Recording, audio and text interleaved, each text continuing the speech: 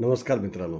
यापूर्वीच्या व्हिडिओमध्ये आपण भारतातील ग्रामीण शहरी जे लोकसंख्येचं वितरण झालेलं आहे आणि त्यामुळं भारतात जे नागरिकीकरण घडून येतं आहे, शहरीकरण घडून येतं आहे, त्याची काय परिस्थिती आहे याविषयीची माहिती आपण बघितली होती. शहर कशाला म्हणायचं तर जिथं 5,000पेक्षा जास्त लोकसंख्या आहे, 70% जास्त लोकसंख्या जिथं बिगर शेती व्यवसायात आहे आणि जिथलं स्थानिक प्रशासन हे नागरी प्रशासन आहे, अशा ठिकाणाला आपण शहर असं म्हणतो. ही व्याख्याही आपण पाहिली. वेगवेगळ्या राज्यामध्ये जे असणारं शहरीकरण आणि ग्रामीण जे काही ठिकाणं आहेत त्यांची परिस्थितीबद्दलही आपण माहिती बघितली. आज आपला विषय प्रॉब्लेम्स ऑफ अर्बनायझेशन म्हणजेच नागरीकरणाचे जे काही प्रश्न आहेत त्यातून जे प्रश्न निर्माण होत आहेत तर त्याविषयीची माहिती आपल्याला बघायची आहे. आपण बघतो आहे की सर्वत्रच जिथं जिथं शहरांचा विस्तार होतो आहे तर शहरांचा विस्तार होत असताना आपण पाहतो की शहरांचा बकालपणा वाढतो. बकालपणा वाढतो म्हणजे नको तिकडं अतिक्रमणं होतात, रस्त्यांवर अतिक्रमण होतात, छोटे छोटे उद्योग राहतात.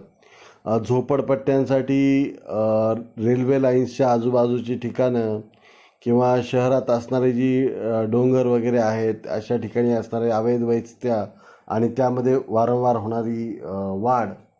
त्याचबरोबरीनं जिथं इल्लिगल कन्स्ट्रक्शन ज्याला म्हणतो की अवैध बांधकामं होतात की जिथं 4 माळ्याची परवानगी असेल तिथं 6 माळे बांधले जातात. तर मग त्यामुळं नागरी व्यवस्थेवर ताण निर्माण होतो.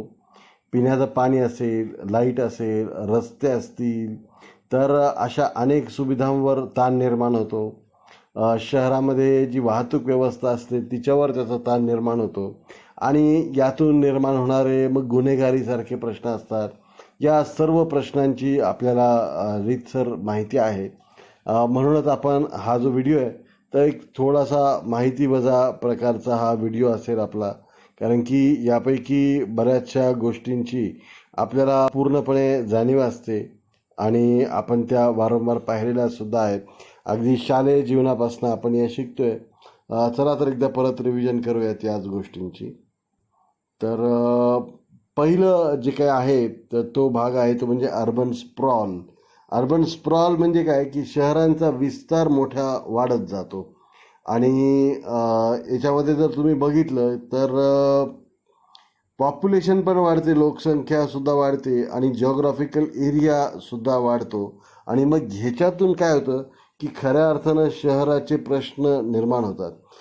शहरांचा जो नियोजित विकास व्हायला पाहिजे म्हणजे आता तुम्ही बारामतीतला जर विस्तार पाहिला तर ज्या भागामध्ये अजून लोकांनी घरं बांधलेली नाही आहेत अशा भागामध्ये रस्ते असावेत, अशा प्रकारची व्यवस्था, तिथं गटारांची व्यवस्था, अंडरग्राऊंड लाईटची व्यवस्था ऑलरेडी केलेली असल्याचे आपल्याला दिसते. मग उद्या जेव्हा लोक तिथं खरोखर राहायला येतात तेव्हा या ज्या बेसिक सुविधा असतात जिथं पिण्याचं पाणी, गटार व्यवस्था, लाईट्सची व्यवस्था यासाठी पुरेशी योग्य नियोजन केल्याचं आपल्याला दिसतं.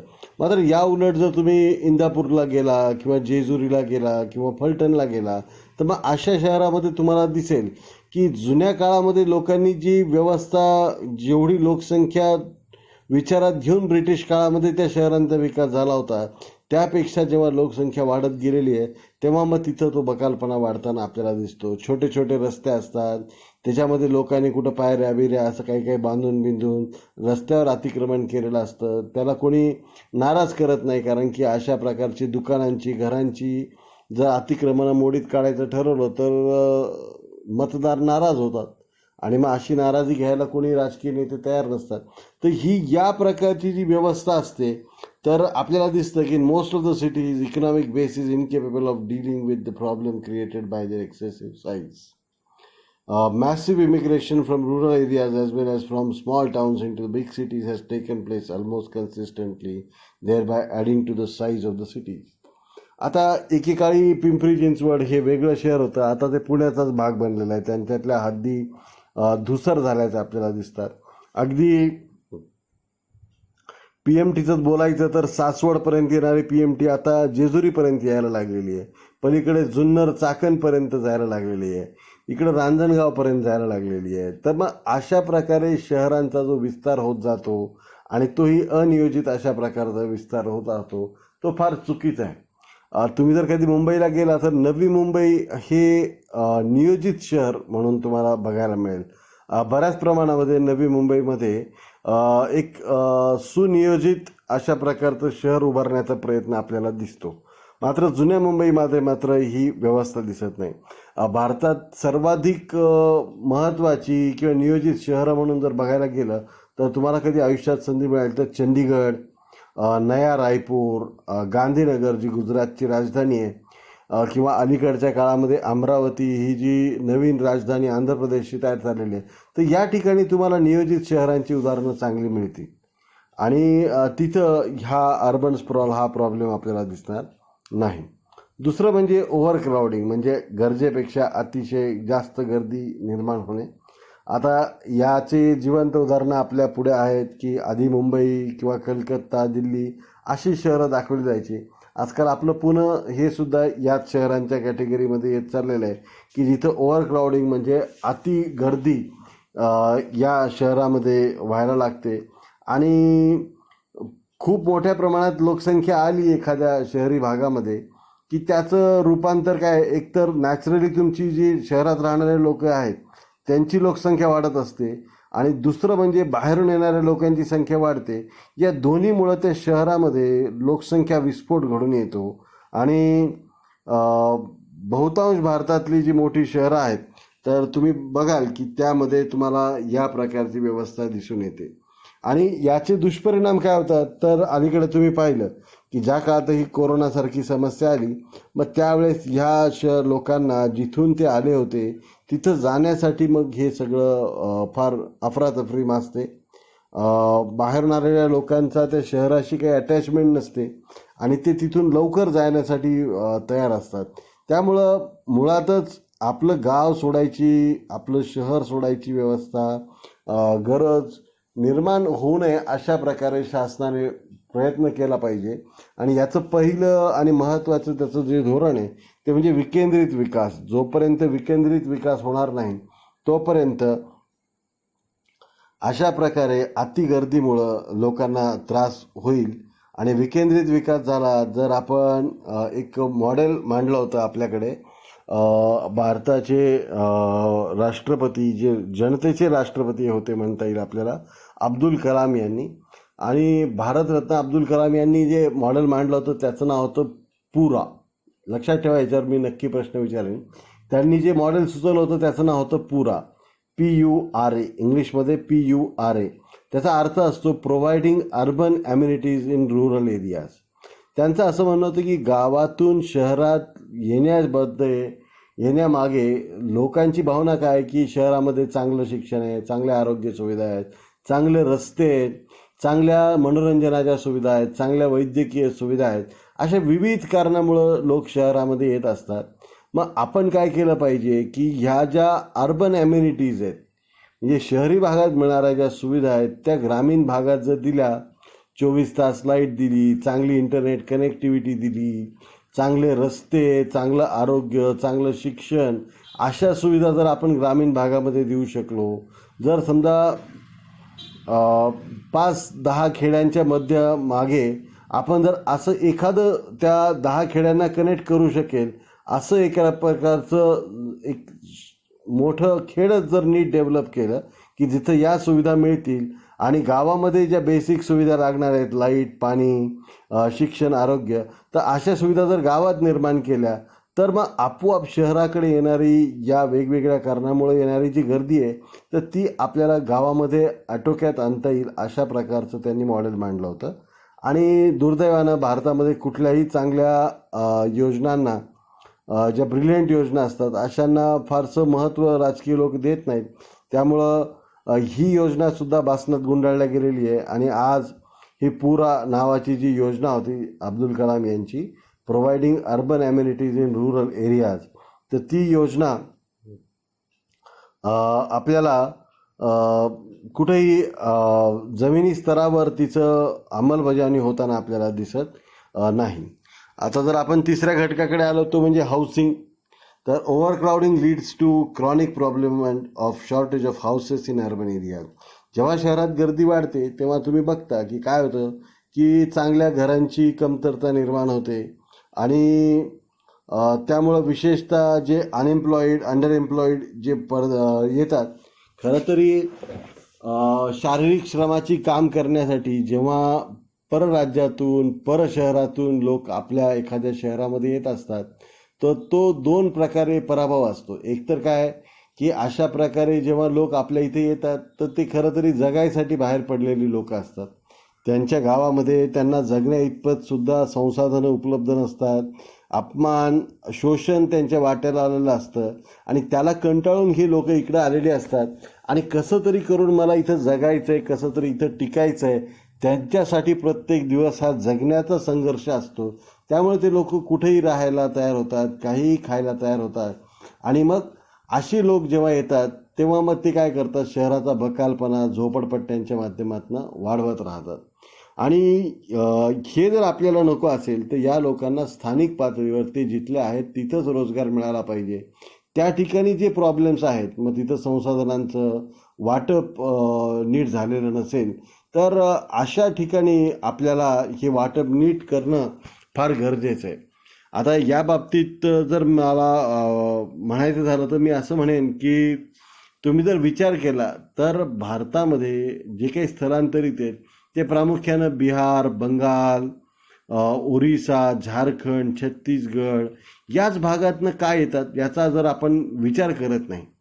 पण याचा मुळात जर आपण विचार केला तर याचं मूळ हे आपल्याला ब्रिटिशकालीन व्यवस्थेमध्ये दिसेल की जिथं 3 प्रकारच्या महसूल वसुली व्यवस्था त्या काळामध्ये कार्यरत होत्या. त्या होत्या रयतवारी, महालवाली आणि जमीनदारी. तर ज्या भागामध्ये म्हणजे आजचा जो हा भाग मी तुम्हाला सांगितला की उत्तर प्रदेश, बंगाल, बिहार, झारखंड हा जो भाग आहे आणि ओरिसा, हा सर्व भाग हा ब्रिटिशांच्या काळामध्ये जमीनदारी महसूल व्यवस्था असणारा हा भाग आहे. आणि जमीनदारीमध्ये काय व्हायचं की अख्ख्या गावामधले 1000, 2000, 5000 एकर शेती ही जमीनदाराच्या मालकीची दिली जायची आणि कुळांची मालकी जमिनीवर नसायची. त्यामुळं तिथल्या लोकांना थोडी पण का होईना स्वतःच्या नावावर शेती नाही. फार कमी लोकांच्या हातामध्ये फार मोठी शेती, शेकडो एकर शेती आजसुद्धा असल्याचं आपल्याला बघायला मिळतं. आणि ह्याच्यातूनच मग उदय होतो बाहुबलींचा, ह्याच्यातूनच उदय होतो आजच्या नवसामंतांचा, आजच्या शोषकांचा. आणि त्या समाजामध्ये असणारा विशेषतः जो दलित वर्ग आहे त्यांचं शोषण त्या राज्यामध्ये मोठ्या प्रमाणात होत असतं. केलेल्या कामाची मजुरी सोडा, फक्त खाण्यापिण्या इतपत धान्यावर त्यांच्याकडनं वेठबिगारी करून घेतली जाते. त्यांच्यावर वेगवेगळ्या प्रकारचे अन्याय अत्याचार केले जातात. आणि मग ह्यामुळं ह्या लोकांना असं वाटतं की या गावात राहून आपलं आयुष्य हे त्या जमीनदाराच्या दावणीला बांधण्यापेक्षा शहरात जाऊ, आपण कन्स्ट्रक्शनवर मोलमजुरी करू, कंपन्यात काम करू, वेठबिगारी म्हणजे इथं येऊन आपण मोलमजुरी करू, घरातले धुणे भांडे करू, मात्र आपण या आयुष्यातनं बाहेर आलं पाहिजे. आणि म्हणून ते नवं भविष्य घडवण्यासाठी ते लोक आपल्यासारख्या म्हणायला प्रगत असणाऱ्या राज्यात येतात. महाराष्ट्रामध्ये येतात, पंजाबमध्ये जातात, गुजरातमध्ये जातात आणि मग तिथं जाऊन ते अंग मोडून काम करताना आपल्याला दिसतात. आता तुम्ही बघत असाल अगदी तुमच्या गावामध्ये जे बिहारी मजूर येतात, यूपी बिहारी आपण त्यांना म्हणतो, खरं तर ते वेगवेगळ्या राज्यातले असतात. तर आपल्या मनात ते फिक्स झालेलं आहे की हे मजूर बाहेर आलेले हिंदी भाषी थोडेफार असतील तर ते यूपी बिहारीच असले पाहिजे. तुम्ही त्यांच्या प्रकृतीकडे बघा, अगदी मिसरूडसुद्धा न फुटलेले मुलं, लग्न झालेली त्यांची बायको आणि त्यांच्यासोबत असणारी एखादी चिलीपिली घेऊन ते लोक इथं येतात, अंग मोडून काम करतात. काही आपण जे देऊ तिथं ते राहतात, खातात, पितात आणि कधी आपण त्यांच्या पार्श्वभूमीचा विचार करत नाही की अशा प्रकारे हे लोक कसे इथं येतात आणि कसे इथं राहतात. आणि इतकी मेहनत जर ते आपल्या इथे येऊन करत असतील तर त्यांना आपल्या स्वतःच्या शहरामध्ये, गावामध्ये का काम मिळत नसावं? तर याचं कारण हे आहे की त्या गावामध्ये त्यांचं शोषण होतं, त्यांना वेठबिगार म्हणून वागवलं जातं. म्हणून त्यांना कसं तरी ते जीव वाचवण्यासाठी, आपलं थोडं तरी भविष्य घडवण्यासाठी आपल्या इकडे येतात आणि मेहनतीने काम करतात. आज महाराष्ट्रासारखं राज्य आहे की जिथं लोकसंख्या जास्त आहे, मात्र असं असूनही आपल्याला शेतमजूर म्हणून स्थानिक कामं करण्यासाठी लोक मिळत नाही. आणि मग तुम्ही जर अगदी बोरी, काजळ, हे निमगाव या भागात तुम्ही गेला इंदापूर तालुक्यामधल्या, की जिथं मोठ्या प्रमाणामध्ये फ्लोरिकल्चर म्हणजे फलोत्पादनाचं काम आहे, तिथं 95% जास्त मजूर जे आहेत तर ते हे बाहेरून आलेले स्थलांतरित मजूर आहेत, जे शेतीत काम करत आहेत.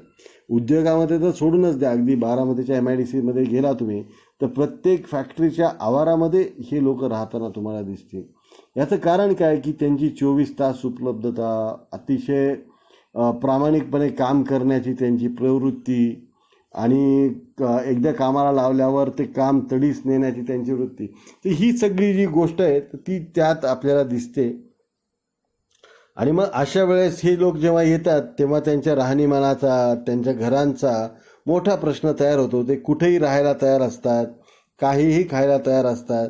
आणि मग अशा ठिकाणी नियोजन नसल्यामुळं ह्या लोकांना अशी घरं न मिळतात, झोपडपट्ट्या मिळतात की ज्या आपण या चित्रामध्ये बघतो. हेही चित्र खरं तर खूप चांगलं आहे. पुढे एखादं चित्र येईल जिथं आपल्याला त्या बकालपणाचं मार्ग दिसेल. चौथं म्हणजे अनएम्प्लॉयमेंट, म्हणजे नागरीकरणातून निर्माण होणारे जे प्रश्न. आता प्रत्येक मोठ्या शहरामध्ये तुम्ही जर गेला तर एक लेबर चौक असतो. हा लेबर चौक ही एक मोठी वेगळी अर्थव्यवस्था असते असं तुम्हाला दिसेल. आता बारामतीतील जो 3 हत्ती चौक आहे तो बारामतीचा लेबर चौक आहे. विशेषतः तुम्ही जर सकाळी 7-8च्या सुमारास जर बस सकाळची तास असतील आणि तुम्ही याल तर तुम्हाला असं दिसेल की त्या चौकामध्ये, 3 हत्ती चौकामध्ये शेकडो लोक विनाकारण येऊन बसलेले असतात. आणि मग कंपन्यांच्या गाड्या येतात आणि ज्याला जशी गरज आहे त्याप्रमाणे माणसं मोजून नेतात. 10, 20, 30, 50 त्यांच्यातलेच काही लोक ठेकेदार झालेले असतात. आणि मग त्यांना आजच्या दिवसापुरतं काम मिळतं, परत संध्याकाळी त्यांना तिथंच आणून सोडलं जातं आणि मग ते लोक घरी जातात. मग अशा प्रकारची लेबर चौक, लेबर अड्डे हे अनस्किल्ड लेबरला वापरण्यासाठी आपण येतो. आपण याचा कधी विचार करत नाही की या माणसाला आज काम आहे, मात्र उद्या हा परत एकदा बेकार झालेला असेल. उद्या जर काम नाही मिळालं तर याचं वर्गीकरण ह्या बेकार श्रेणीमध्ये आपल्याला करता येईल. म्हणजे काम करायची इच्छा आहे, काम करायची पात्रता, कुवत आहे, पण काम मिळत नाही, असे बेकारी आपल्याला दिसते. आणि भारतामध्ये 15 ते 25% इतक्या मोठ्या प्रमाणात जर आपल्याला ही बेकारी दिसत असेल दैनंदिन पातळीवर, डेली स्टेटसवर, तर ही फार चिंता करण्यासारखी गोष्ट आहे. आपण नेहमी प्रश्न विचारतो ना की लोकसंख्या शाप की वरदान. तर जर आपण या लोकसंख्येला काम देऊ शकलो तर ही लोकसंख्या वरदान आहे. आणि जर या लोकसंख्येला आपण काम देऊ शकलो नाही तर यातनंच काही गुन्हेगार होतील, काही चोर होतील, काही अत्याचार करणारे होतील. तर हे जर आपल्याला नको असेल तर आपल्याला या मनुष्यबळाला कौशल्य प्राप्त करून देणे याची गरज आहे. आणि त्याचबरोबरीनं की ही जी बेकारी आहे ह्यांच्यातून जे असंघटित असणारी जी बेकारी आहे की इथं हे मजूर संघटित नाही आहेत, ते एका गावातून आलेले नाही आहेत, ते कुठल्याही संघटनेच्या छताखाली काम करत नाही आहेत, यांना पेन्शन मिळेल का, यांना काही वैद्यकीय सुविधा मिळतील का, कामावर ॲक्सिडेंट झाला, कुणाकडे काही वाईट घटना घडली, तर अशा कुठल्याही प्रश्नांचा विचार आपलं शासन गंभीरपणे करताना दिसत नाही. अलीकडल्या काळामध्ये अटल पेन्शन योजना नावाची एक योजना आलेली आहे. तुमच्याही गावामध्ये तुमचे आईवडील शेती करत असतील, छोटासा व्यवसाय करत असतील, कुठे शेतमजुरी करत असतील आणि त्यांच्या म्हातारपणाची सोय काही नसेल तर तुम्ही या अटल पेन्शन योजनेबद्दल जाणून घ्या. यावरही मी नक्कीच परीक्षेत प्रश्न विचारणार आहे की अटल पेन्शन योजना ही कोणती योजना आहे की जी असंघटित क्षेत्रातील मजुरांना सुद्धा निवृत्ती वेतनाचे लाभ मिळवून देण्यासाठी शासनाने कोणती योजना काढलेली आहे. यामध्ये 2 योजना प्रमुख आहेत. त्यामध्ये न्यू पेन्शन स्कीम किंवा नॅशनल पेन्शन स्कीम ही एक योजना आणि दुसरी योजना आहे ती म्हणजे अटल पेन्शन योजना. तर या दोन्ही योजनांच्या माध्यमातून तुम्ही जर कधी गेला बँकेमध्ये तर सर्व शासकीय बँकामध्ये तुम्हाला अटल पेन्शन योजनेचे चार्ट लावलेले दिसतील. जर तुम्ही दर महिन्याला 1000 रुपये जर जमा करत राहिला तुमचे आई वडील, तुम्ही जे कोणी असतील, जितक्या कमी वयात सुरू करू तितकं त्याचं प्रीमियम कमी येतं. जर तुम्हाला 10,000 पेन्शन पाहिजे आणि जर तुम्ही 20व्या वर्षापासून बचत करत असाल तर तुमचं जे काही प्रीमियम आहे ते 500 रुपये येईल. हे जर तुम्ही 30व्या वर्षी सुरू केलं तर ते 700-800 रुपये येईल. हे जर तुम्ही 40व्या वर्षी प्रीमियम जमा करायला सुरुवात केलं आणि 60व्या वर्षापर्यंत तुम्ही हे भरत राहिला पेन्शनसाठीचे पैसे, मग तुम्हाला कदाचित 1200-1500 रुपये भरावे लागतील. ते किती वयामध्ये किती पेन्शनसाठी किती रुपये भरावे लागतील याचे चार्ट तुम्हाला बघायला मिळतील तुमच्या त्या बँकेमध्ये. आणि याचं नाव आहे अटल पेन्शन योजना. याच प्रकारची योजना थोडं आणखीन उत्पन्न मिळवणाऱ्या व्यावसायिकांसाठी न्यू नॅशनल पेन्शन स्कीम पण आहे. तर या योजना असतील, जीवन ज्योती विमा योजना असेल, तर अशा योजनांची माहिती ज्या किरकोळ रकमांमध्ये तुम्हाला मोठं संरक्षण मिळवून देतात, अशा योजनांची माहिती जर तुम्ही घेतली बँकेमध्ये तर या निश्चितपणे या समस्यांसाठी काही ना काहीतरी आपला हातभार लागू शकेल. पाचवं, हा जो मी मगाशी मुद्दा मानत होतो की स्लम्स अँड स्क्वॅटर सेटलमेंट्स. स्क्वॅटर सेटलमेंट्स म्हणजे अशा प्रकारे पसरलेल्या ज्या वसाहती आहेत. मी विद्यार्थी असताना 2003 साली बॉम्बे कुर्ला कॉम्प्लेक्स इथं नॅशनल स्टॉक एक्सचेंजचं मुख्य ऑफिस आहे, राष्ट्रीय शेअर बाजाराचं. आणि तिथं association of mutual funds in India याच्या ॲडवायझरशिप पदासाठी मी मुलाखत द्यायला गेलो होतो. आणि मी बघत होतो की रोडच्या एका बाजूला, तुम्ही खरंच जर बांद्रा कुर्ला कॉम्प्लेक्सला कधी गेला तर रोडच्या समुद्रामध्ये भराव टाकून म्हणजे माती दगड भरून मुद्दाम एक्स्ट्रा जागा तयार केलेली आहे मुंबईमध्ये. त्याला म्हणतात रिक्लेमेशन. आणि ते रिक्लेमेशन हे बांद्रा कुर्ला परिसरात असल्यामुळं त्याला BKC संकुल असं म्हणलं जातं. BKC म्हणजे बांद्रा कुर्ला रिक्लेमेशन.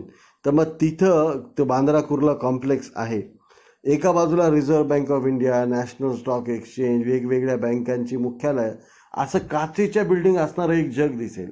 आणि त्याच्याच अगदी अपोजिटला तुम्हाला दिसेल याच प्रकारची एक झोपडपट्टी की जिथं एखादी टू व्हीलरही जाऊ शकणार नाही अशा प्रकारचे रस्ते, सगळीकडे समुद्राचं पाणी भरून राहतं आणि त्या घाणीचा दुर्गंध येणाऱ्या वस्तीमध्ये जनता राहते. अशा प्रकारच्या घाणेरडी स्थितीमध्ये महाराष्ट्राच्या राजधानीमध्ये हे शहर दिसेल. आणि महाराष्ट्राच्याच काय, किंबहुना कोणत्याही राज्याच्या राजधानीमध्ये तुम्ही गेला तर एक चंडीगड वगळता किंवा गुजरातमध्ये गांधीनगर वगळता, खरं तर गुजरातची कॅपिटल ही अहमदाबाद असायला पाहिजे होती, पण त्यांनी ती गांधीनगरला नेलेली आहे. आणि तिथं या प्रकारचा बकालपणा आपल्याला दिसत नाही, कारण की ते नियोजित शहर आहे. अदरवाईज कलकत्ता, चेन्नई, बेंगलोर अशा सर्व शहरामध्ये अशा प्रकारच्या झोपडपट्ट्या दिसतात. आणि स्वातंत्र्यानंतरही आपण 70-80 वर्षांनी हा प्रश्न विचारतो की हा बकालपणा जाणार कधी, आणि याचं उत्तर आपल्याला मिळेल की हा कधीही जाणार नाही. ह्या बकालपणाला आपल्या शासनाकडे उत्तर नाही, हा कमी करण्याची उपाययोजना आपल्याकडे नाही. अशा प्रकारचं अनियोजित शासन व्यवस्था आपल्याकडे चालताना दिसते. मग ते शासन मनमोहन सिंगचं असो का ते शासन नरेंद्र मोदीचं असो, या अशा मूलभूत प्रश्नांकडे विचार करण्यासाठी कुठलीही योजना नाही. असेल तरी तिचं जे प्रभावी अंमलबजावणी आहे.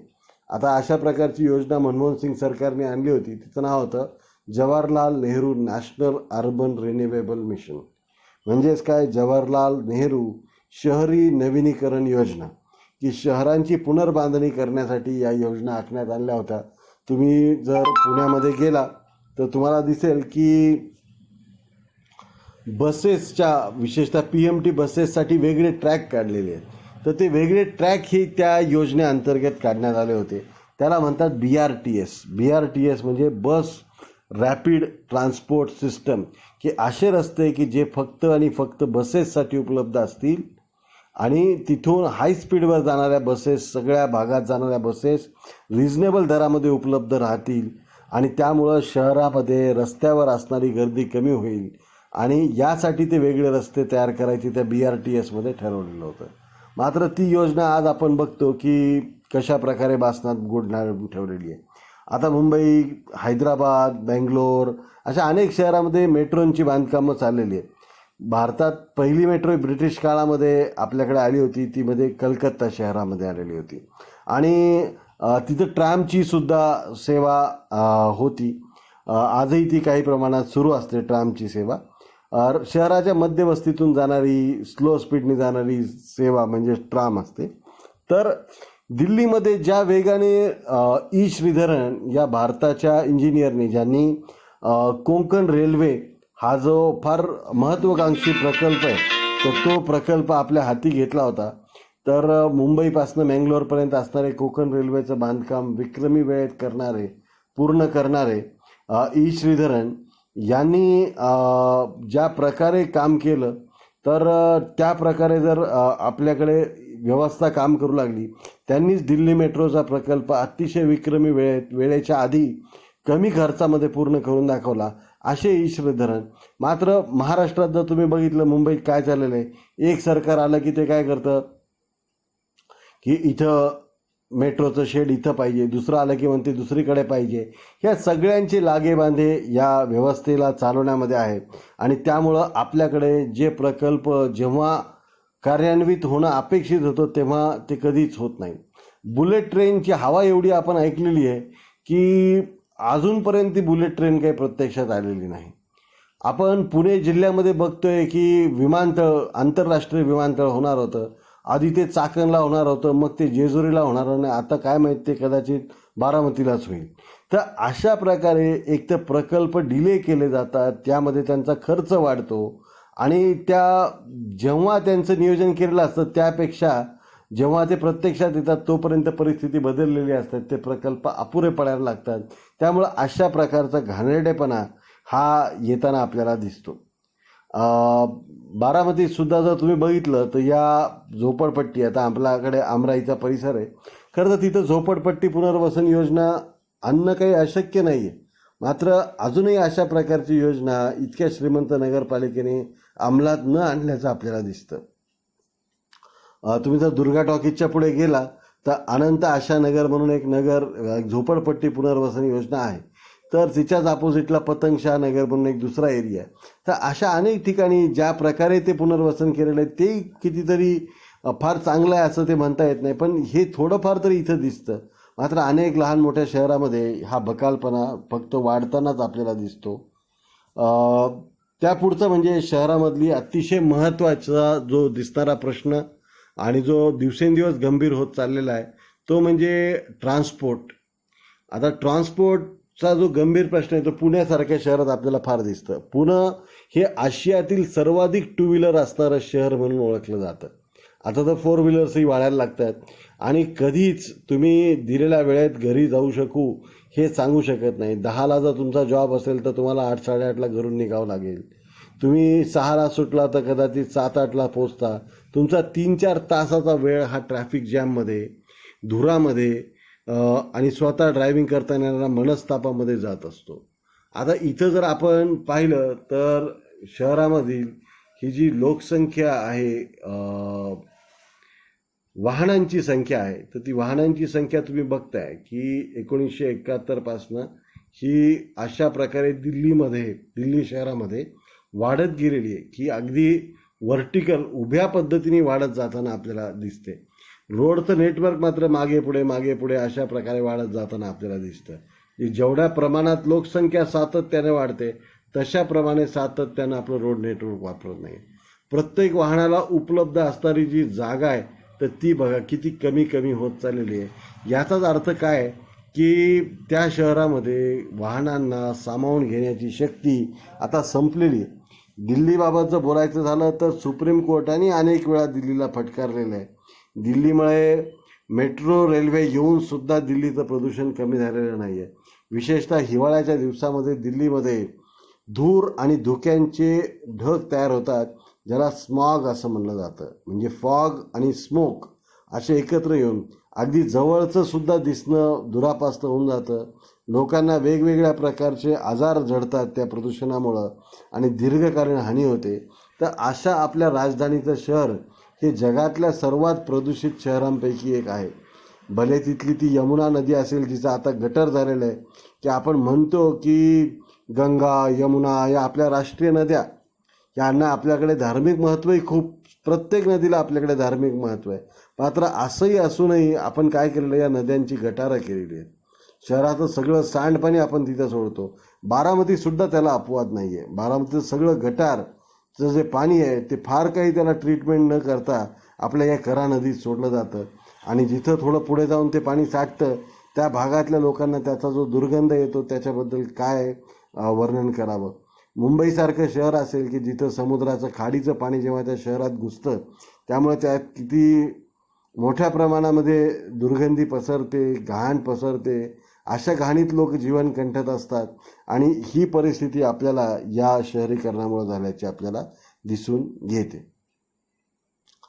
पिण्याच्या पाण्याची सुविधा हा आणखीन एक मोठा प्रश्न आहे आणि आपण बघतोय की तुम्ही बघाल तर शहरी भागामध्ये हे खरं तर ग्रामीण भागातलं एक चित्र आहे जे मी मिळालं म्हणून इथे लावलेलं आहे. मात्र शहरी भागामध्ये विशेषतः या झोपडपट्ट्यामध्ये हे पाण्याच्या सुविधा देणे, पिण्याच्या पाण्याच्या सुविधा देणे हे फार डेंजरस काम आहे आणि या लोकांना मिळणारं जे अस्वच्छ पाणी आहे त्यातलेच काही जे गरजू लोक असतील, जे काही थोडेफार अपप्रवृत्तीचे लोक आहेत ते तुम्ही बघाल तर ज्या आपण फेकून दिलेल्या मिनरल वॉटरच्या बॉटल्स असतात त्यामध्ये हेच पाणी भरून त्याला सील पॅक करून ते परत ते पाणी आपल्याला 20 रुपयाला विकणारे लोकसुद्धा तिथं खूप दिसतात. लोकांची ही मजबुरी आहे, आपण हे ओळखलं पाहिजे. अशा प्रकारच्या वस्त्यामध्ये या नागरी सुविधा देणे, पिण्याच्या पाण्याचे बेसिक सुविधा देणे, आंघोळीला पाणी नीट उपलब्ध करून देणे, वापरासाठी पाणी उपलब्ध करून देणे, ह्या इतक्या जर जर्जर समस्या 70-80 वर्षाच्या स्वातंत्र्यात आपल्याला जर मिळाल्या असतील तर इंग्रजांची गुलामी बरी का आपलं स्वातंत्र्य बरं, अशा प्रकारचे प्रश्न पडावेत. तर अशी ही गंभीर स्थिती आपल्याकडे असल्याचं दिसून येतं. अगदी पुण्यासारखं शहर की जिथं भरपूर पाण्याची उपलब्धता आहे, मुंबईसारखं शहर जिथं पाण्याची उपलब्धता आहे आणि नीट नियोजन आणि हे नीट करता येऊ शकेल, अशा शहरामध्ये देखील आपण बघू शकतो की आपल्याला पाणी इतकं कमी उपलब्ध आहे तर त्या पाण्याचं काय करायचं. अनेक शहरामध्ये 5 दिवसाआड 10 दिवसाआड पाणी येत असतं. लातूरचं उदाहरण तुम्हाला आठवत असेल, 2-3 वर्षापूर्वी तिथं दुष्काळ पडला होता. तर आज जसं ऑक्सिजनसाठी ट्रेनने ऑक्सिजन मागवला जातोय, याच प्रकारचा पाण्याचा पुरवठा रेल्वेने करावा लागला होता एका जिल्ह्याच्या शहराला आणि त्याच जिल्ह्यातल्या गावांची परिस्थितीचं तर तुम्ही कल्पना न केलेली बरी. कारण की मी स्वतः त्या भागामधला आहे आणि मी जाणू शकतो की त्या भागामध्ये आज पाणी फाउंडेशनसारखी खाजगी संस्था, आमिर खानसारख्या किंवा भटकळसारख्या खाजगी लोकांच्या पुढाकाराने जे करू शकते ते 70-80 वर्षात शासकीय यंत्रणा करू शकत नाही. ह्याच्या एवढं दुर्दैव मित्रांनो आपल्या नशिबाचं दुसरं काही नाही आणि याला आपण जागृत झालं पाहिजे. या बाबतीमध्ये आपण विचारणा केली पाहिजे. अगदी तुमच्या गावामध्ये सुद्धा अनेक ठिकाणी ग्रामपंचायतीच्या माध्यमातून पाणी पुरवठा केला जातो, मात्र किती लोक त्या पाणी पुरवठ्याचं बिल वेळेवर भरतात. अनेक ठिकाणी तुम्हाला असं दिसेल की शासनाने पैसे खर्चून बांधलेल्या योजना हे मेंटेनन्सचा खर्चसुद्धा न देणाऱ्या ग्रामस्थांमुळं खितपत पडलेल्या आहे.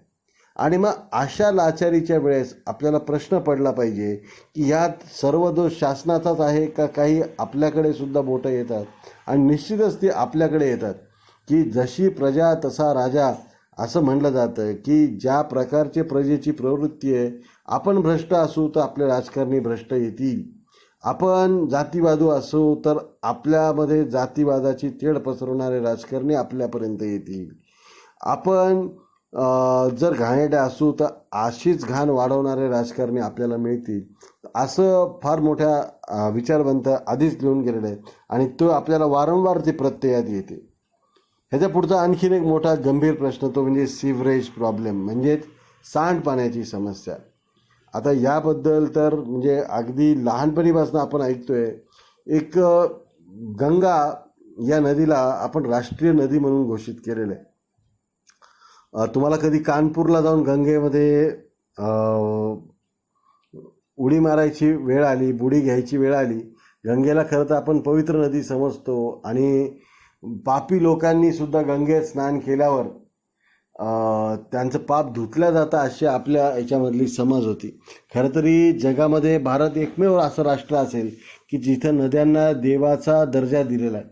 मात्र ह्या घाणेरड्या सांडपाण्याची जी समस्या आहे ती आपण सोडवू न शकल्यामुळं विशेषतः कानपूरमध्ये जो चमडा उद्योग आहे त्यातनं येणारं जे घाण पाणी आहे की ज्याच्यामध्ये अगदी ॲसिड असणारं, विष असणारं पाणी हे या गंगा नदीत सोडलं जातं.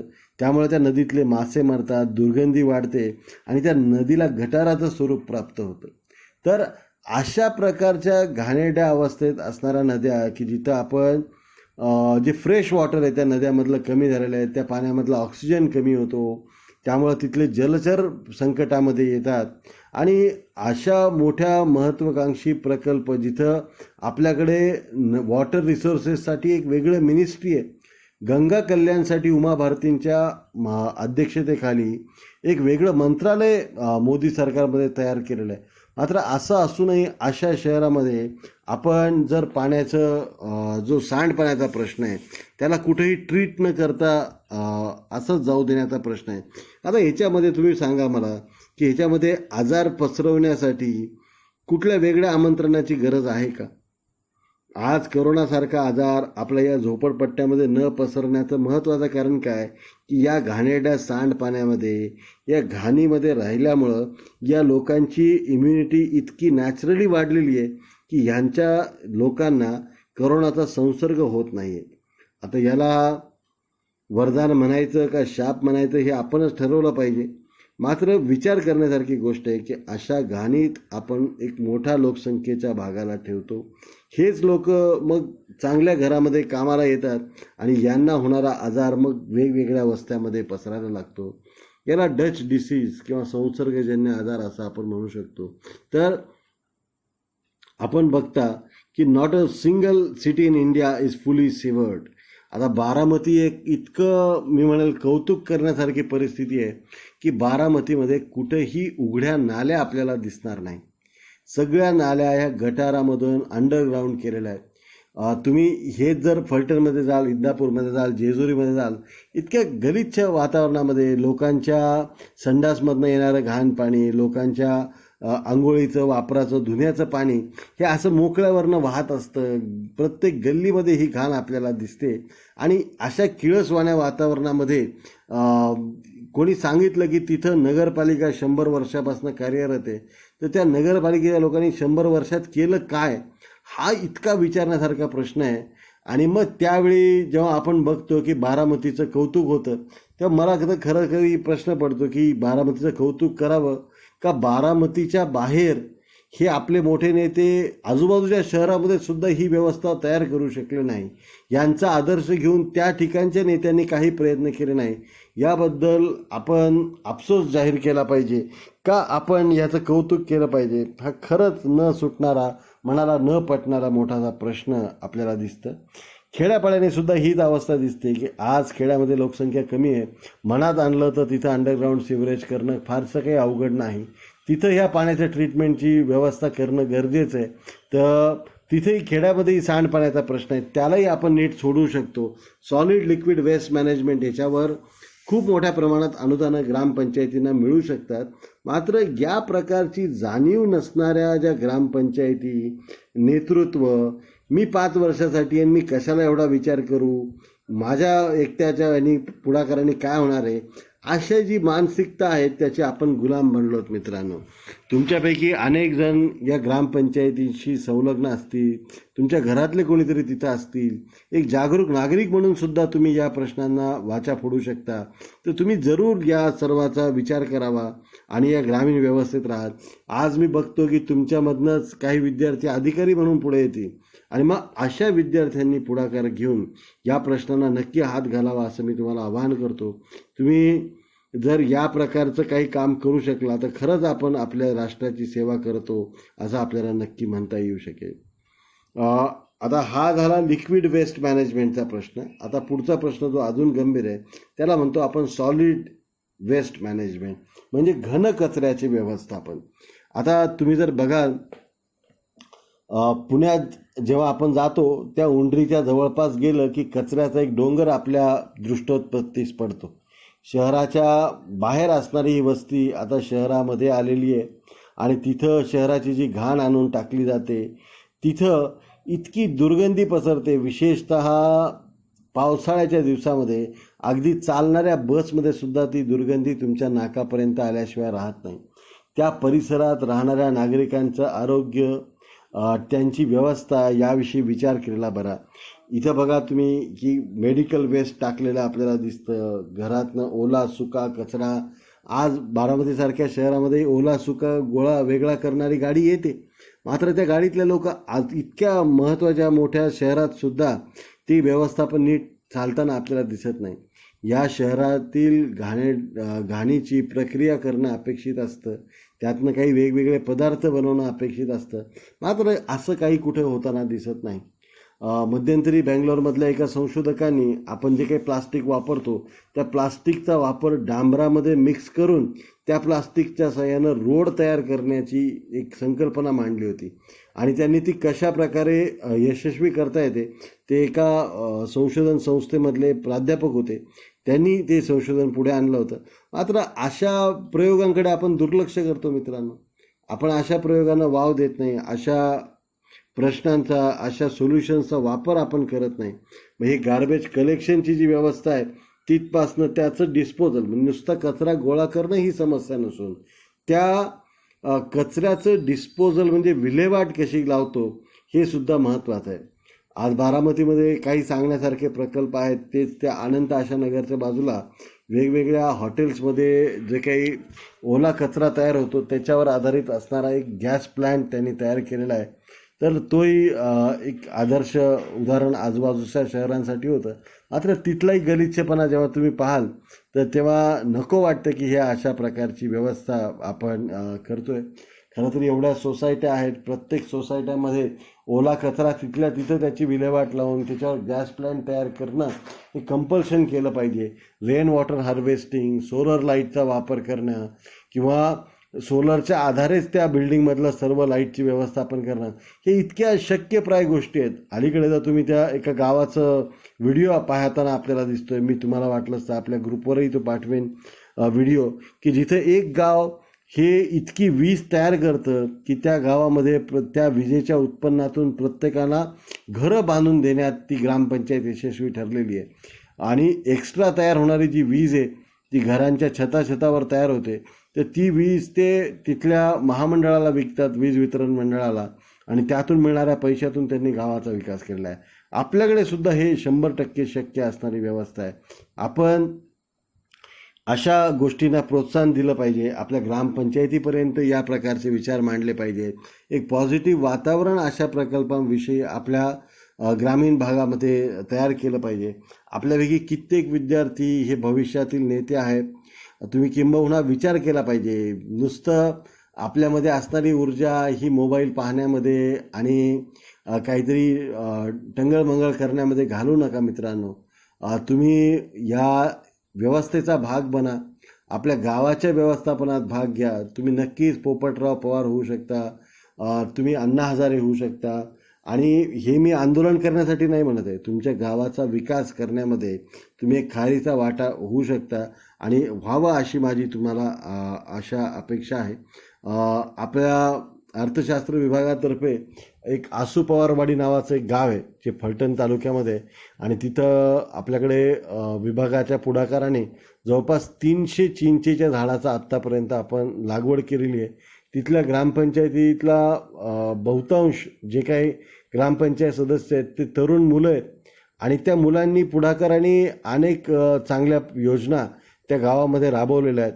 अशा प्रकारच्या योजना तुम्ही पण राबवाव्यात तुमच्या गावामध्ये, असं मी तुम्हाला आवाहन करतो या निमित्तानं. शेवट म्हणजे अर्बन क्राईम्स, की तुम्ही बघितलं असेल दिल्लीमधलं जे निर्भया प्रकरण आहे ते तर आहेच आहे, किंवा पिंक सारखा पिक्चर आहे जिथं नो मीन्स नो अशा प्रकारे अमिताभ बच्चन आपल्याला सांगताना दिसतो. स्त्रियांविरोधामध्ये जे काही गुन्हे घडतात, घटना घडतात, ईव्ह टीजिंगच्या म्हणजे महिलांच्या छेडखानीच्या, चाइल्ड मॉलेस्टेशनच्या म्हणजे लहान मुलांच्या लैंगिक शोषणाच्या घटना घडताना दिसतात आपल्याला. तर या घटनांना कुठंतरी पायबंद घालण्याची गरज आहे. शहरामध्ये या घटना सर्रास होताना दिसतात. शहरं सुरक्षित झाली पाहिजेत मित्रांनो, आणि शहरं सुरक्षित होण्यासाठी व्यवस्था आहे. ब्रिटिशांच्या काळामध्ये तुम्ही लक्षात घ्या मित्रांनो, अगदी आपण शिवाजी महाराजांच्या काळापर्यंतच्या रांझ्याच्या पाटलाचं उदाहरण आपण घेतो की जिथं त्या पाटलाने महिलेवर अत्याचार केल्यामुळे त्याचे हातपाय तोडण्याची शिक्षा महाराजांनी दिली होती. ब्रिटिशांच्या काळामध्ये एक पोलीस गावात आला तर गुन्हेगार स्वतःहून हजर व्हायचे. तर अशा प्रकारची एक कडक पोलीस व्यवस्था निर्माण करणं अशक्य आहे असं कुणाला वाटत असेल तर ती फार चुकीची संकल्पना आहे मित्रांनो. आज मनात आलं तर शासन काहीही करू शकेल याची अनेक उदाहरणं आपल्याकडे दिसतील. एक एक अधिकारी, एक एक व्यवस्था, एक एक जिल्हा सुधारू शकतो इतकी शक्ती आपल्याला दिलेली आहे. पूजा बेदीसारखी, अरुण भाटियासारखी, आज अरविंद केजरीवालसारखं उदाहरण आहे की आपला IRSचा जॉब सोडून तो माणूस राजकारणात आला. काही का होईना, पण दिल्लीमध्ये शिक्षण क्षेत्र असेल, मोहल्ला क्लिनिकसारख्या योजना असतील, अशा योजनांतनं विकास होताना दिसतोय. आणि अगदी मोदीसारख्या खूप स्ट्रॉंग अपोनंट्सनी सुद्धा खूप जोर लावून सुद्धा दिल्लीमध्ये सत्तांतर होऊ शकत नाही. हे त्या लोकांना ते परिवर्तन दिसलेलं आहे, याचं ते द्योतक असल्याचं मित्रांनो आपल्याला कळतं. तर आपण सर्वांनी जागरूक झालं पाहिजे. महिला असतील, बालक असतील, म्हातारे व्यक्ती असतील तर त्यांच्या विरोधातले गुन्हे आपण थांबवले पाहिजेत. या शहरामध्ये झोपडपट्ट्यामध्ये वेगवेगळ्या व्यवसायामध्ये काम करणाऱ्या बालमजुरीसारख्या समस्या असतील, यौन शोषणाच्या व्यवस्था असतील, तर लहान मुलं पळून नेणाऱ्या गँग असतात, अवयवांची चोरी करणाऱ्या गँग्स असतात, लहान मुलांकडनं जबरदस्तीनं भीक मागायला लावणाऱ्या, त्यांना अपंग बनवणाऱ्या गँग्स असतात. स्लम डॉग मिलेनियरसारखा पिक्चर बघा मित्रांनो, त्यातनं तुम्हाला त्याची आणखीन जाणीव जागरूक होईल. तर हे आपण थांबवू शकतो का? केवळ पिक्चर पाहून तात्पुरते उत्साह आणू नका मित्रांनो, तो तर गरजेचा आहेच आहे. मात्र तुम्ही लक्षात घ्या की तुम्ही जर ठरवलं, चांगले अधिकारी, चांगले प्रशासक, चांगले ग्रामीण किंवा अगदी पंचायत समित्या, जिल्हा परिषदामध्ये तुम्ही ते नेतृत्व करू शकता. आणि एक विजन ठेवली पाहिजे मित्रांनो की भ्रष्टाचार, पैसे खाणं, ह्या सगळ्या गोष्टी तर एका बाजूला आहेत, मात्र ह्याच्या पलीकडे आपण एक व्यक्ती म्हणून त्या व्यवस्थेवर काय ठसा उमटवू शकलो. आज शेकडो मुली या IPS अधिकारी होतात, मात्र पूजा बेदीसारखी एखादीच लोकांच्या स्मरणात का राहते? एखादाच अविनाश धर्माधिकारी आपल्या स्मरणात का राहतो? बाकीचे IAS कुठं गेले? तर याचा आपण विचार केला पाहिजे मित्रांनो की वारंवार असे उच्च नैतिक मूल्य असणारे अधिकारी आपल्यातनं घडले पाहिजे. सडके आंबे तर खूप असतात, ते चांगल्या आंब्यांना खराब करतात. माझं म्हणणं उलटं आहे मित्रांनो, 100 सडक्या आंब्यांना एक चांगला आंबा दिशा देऊ शकेल. तो इथं मी आंब्यांबद्दल नाही बोलत आहे. एक चांगल्या विचाराचा व्यक्ती 100 आपल्या बॅचमेट्सला जर चांगल्या मार्गावर आणू शकला, त्यांच्यातला वाईटपणा काही प्रमाणात का होईना कमी करू शकला, तर तुम्ही फार मोठं काही साध्य करू शकाल. जशी वाईट लोकांची एक टीम असते ना मित्रांनो, तशी चांगल्या लोकांची सुद्धा टीम तयार झाली पाहिजे. चांगल्या अधिकाऱ्यांची टीम तयार झाली पाहिजे. चांगल्या गोष्टींना प्रोत्साहन देणाऱ्या नागरिकांची टीम तयार झाली पाहिजे. अनेक शहरात तुम्ही बघता की चांगले अधिकारी जेव्हा ट्रान्सफर होतात तेव्हा लोक तो अधिकारी जाऊ नये म्हणून त्याची विनंती करतात शासनाकडे. मात्र अशा ठिकाणी कामं चालत नाहीत. मुंढेंसारखे अधिकारी असतील, वारंवार बदल्या सहन कराव्या लागतात. खेमकांसारखे अधिकारी असतील तर वारंवार बदल्या सहन कराव्या लागतात. दुर्लक्षित पोस्टिंग सहन कराव्या लागतात. तर या गोष्टी समाजाचं वास्तव आहे, मात्र आपण ते बदलायचा प्रयत्न केला पाहिजे मित्रांनो. यासाठी तर आपण हे सर्व शिकत असतो. तुम्ही सर्वांनी हा प्रयत्न केला पाहिजे. अर्बन पोल्युशनबद्दल आपण बोलून झालेलं आहे की दिल्ली, मुंबईला खरं तरी समुद्रकिनारा जवळ असल्यामुळं तिथं वारं खूप जास्त असतं, त्यामुळं मुंबईमध्ये प्रदूषणाची समस्या फारशी जाणवत नाही. मात्र दिल्ली किंवा हे इनलँड शहर आहेत, कानपूरसारखं शहर असेल, लखनौसारखं शहर असेल, अशा शहरामध्ये तुम्हाला बेंगलोरसारखं शहर आहे की जिथं मोठ्या प्रमाणामध्ये लँडलॉक्ड अशा प्रकारची जी शहरं आहेत, तर त्या शहरामध्ये मोठ्या प्रमाणात हे पोल्युशन आपल्याला जाणवतं. ही जी वाहनांची संख्या दिसते तुम्हाला, तर ही वाढतच जाणार आहे मित्रांनो. आणि याला सोल्युशन फार आपण स्लो सोल्युशन करतोय, जोपर्यंत हे प्रश्न खूप खूप अकराळ विक्राळ रूप धारण करून बसतील. की जोपर्यंत पुण्यात मेट्रो धावायला लागेल तोपर्यंत पुण्यातली क्राऊड, पुण्यातली वाहनांची संख्या ही अनेक पटींनी वाढलेली असेल. आणि ही नवीन मेट्रो तीसुद्धा एवढ्या स्लो गतीनं विकसित होत असणारी, हे अपुरी ठरेल याच्यामध्ये काही संशय बाळगण्याचं कारण नाही. तर आता अशा प्रकारच्या शहरीकरणामुळे नेहमी वाईटच परिणाम होतात. तर हाही भाग काही तितकासा खरा नाही. ज्याचे काही चांगलेही परिणाम आहेत ते म्हणजे शहरामध्ये लोकांना रोजगार मिळतो. मी सांगितलं मगाशी की जे वेठबिगार आहेत त्यांना काही प्रमाणात का होईना इथं पेड अशा प्रकारचा वेतन उत्पन्न मिळवून देणारा, हक्काचं उत्पन्न मिळवून देणारा, सन्मान मिळवून देणाऱ्या रोजगाराच्या संधी मिळतात. टेक्नॉलॉजिकल आणि इन्फ्रास्ट्रक्चरमध्ये ज्या सुधारणा होतात, मेट्रोसारख्या रेल्वे असतील, लोकलसारख्या सर्व असतील, तर इंग्रजांच्या दूरदृष्टीचा किती कौतुक केलं पाहिजे मित्रांनो. आज 200 वर्षानंतर सुद्धा त्यांनी तयार केलेल्या जी रेल्वे 200 नाही खरं तरी 150पेक्षाही निश्चित जास्त झाली. 1857मध्ये 1853मध्ये पहिली रेल्वे आपल्याकडे जी धावली होती मुंबईमध्येच धावली होती, मुंबईपासनं ठाणेपर्यंत. तर यापासनं जर आजचा विचार केला तर किती मोठ्या प्रमाणात रेल्वेने जमीन तिथे ॲक्वायर करून ठेवलेली आहे. किती दूरदृष्टीने आजसुद्धा पुरू शकेल इथपर्यंतची व्यवस्था त्यांनी भारतातल्या रेल्वे विभागासाठी करून ठेवलेली आहे. किती त्यांची दूरदृष्टीचं कौतुक केलं पाहिजे. तर या प्रकारच्या इन्फ्रास्ट्रक्चरची उपलब्धता करून देणं हे सुद्धा काही प्रमाणात शक्य आहे. ट्रान्सपोर्ट आणि कम्युनिकेशन म्हणजे दूरसंवाद आणि वाहतूक ह्यांच्यामध्ये सुद्धा काही सुधारणा आपल्याला दिसतात. ते कमी आहेत खरं तरी. शिक्षण आणि आरोग्य सुविधा मात्र शहरामध्ये केंद्रित झाल्याचं आपल्याला दिसतात. शहरामधल्या लोकांचं राहणीमान कसं का असेना थोडं तरी ग्रामीण लोकांपेक्षा बऱ्या अवस्थेला आहे. आणि यामुळं ही शेवटची लाईन आहे की जे मोठ्या प्रमाणात होणारं जे नागरीकरण आहे यामुळं खरं तरी चांगल्यापेक्षा दुष्परिणामच जास्त होतात आणि त्याचे जे वाईट परिणाम आहेत ते आपल्याला दिसतात. याला काय सोल्युशन आहेत याच्याबद्दल आपण विचार केला तर अशा शहरांची गरज की जिथं शाश्वत आणि पर्यावरण स्नेही विकास झाला पाहिजे. आणि प्रत्येक शहरासाठी जो विकास आराखडा आहे त्याच्यामध्ये योग्य प्रमाणामध्ये आराखड्यानुसार विकास जर होत नसेल तर अशा शहरांच्या विकासावर खूप मर्यादा आणल्या पाहिजे. आणि असा विकास होत असताना एन्व्हायरमेंटली